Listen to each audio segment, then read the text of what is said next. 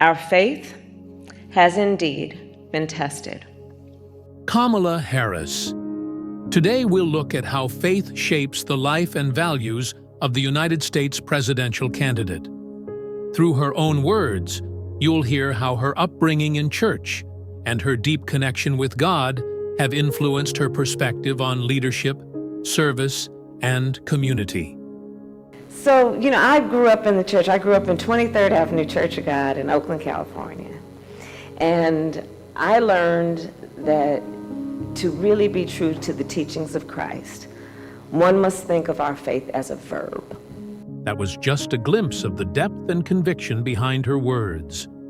But there's so much more to uncover.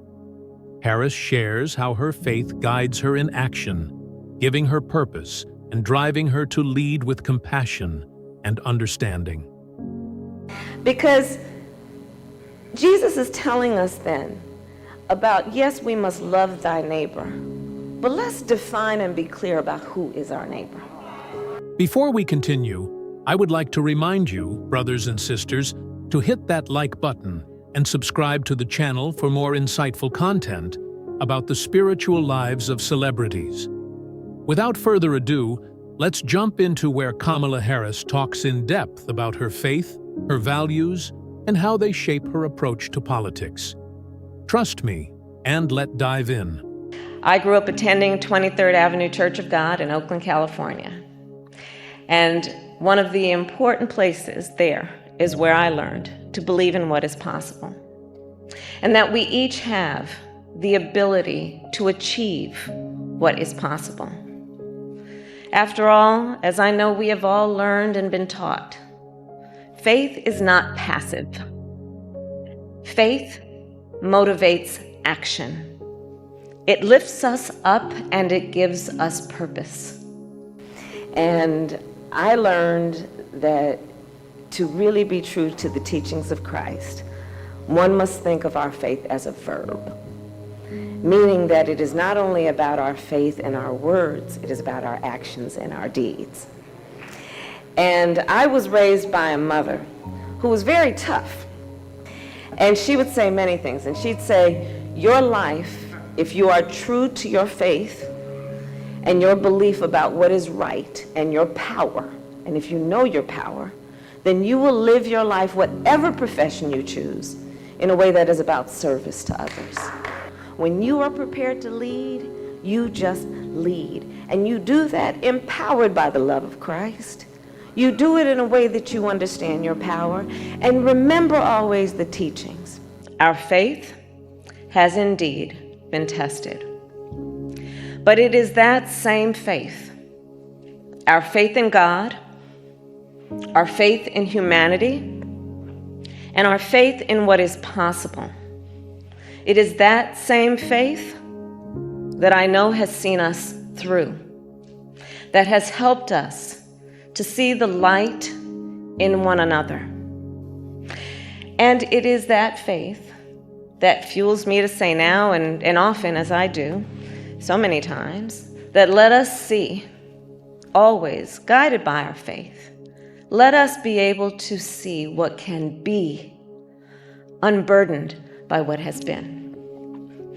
And those words have deep spiritual roots for me. Nehemiah, as we all know, was neither a priest nor a prophet. He was a city official.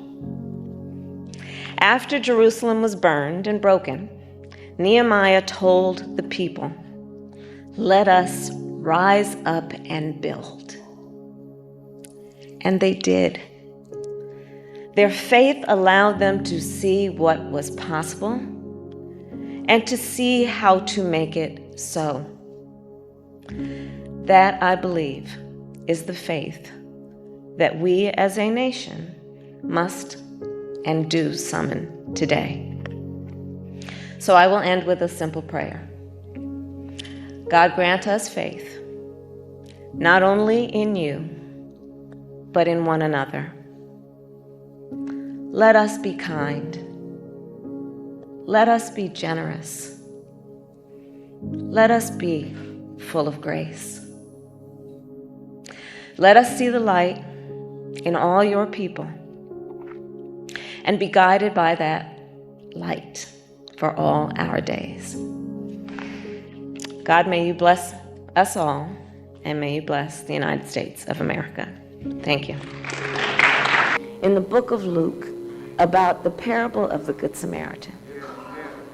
Because Jesus is telling us then about, yes, we must love thy neighbor, but let's define and be clear about who is our neighbor. Our neighbor is not just the person that lives next door. It's not just the person who drives the same kind of car we drive, or their kids are at the same school that we're at, or they share the same zip code we do. No. We learn and know everybody is our neighbor, including that man by the side of the road who may be afflicted, who may have been rejected, who may be someone who has experienced harm. And what our God teaches us through the teachings of Christ is that if we are going to be true to what we know, which is that we are all God's children, then that's how we define our neighbor. It might be that brother and sister from the Bahamas who are trying to come over on a ferry with their child who is a toddler and should not be rejected.